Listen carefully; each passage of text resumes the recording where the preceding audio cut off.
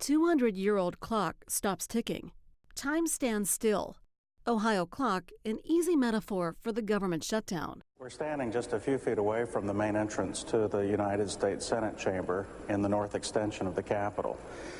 The clock behind me here is the oldest clock in the United States Capitol.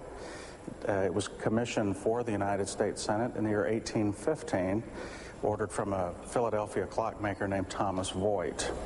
Just one of the many reasons why these C-SPAN video archives are so amazing.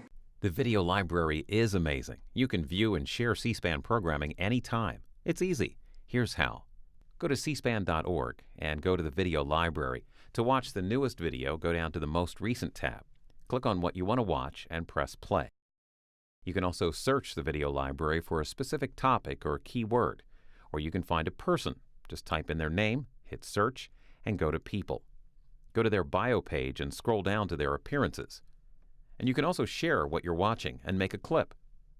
Use the set buttons or handle tools. Add a title and description, and then click Share and send it by email, Facebook, Twitter, or Google+.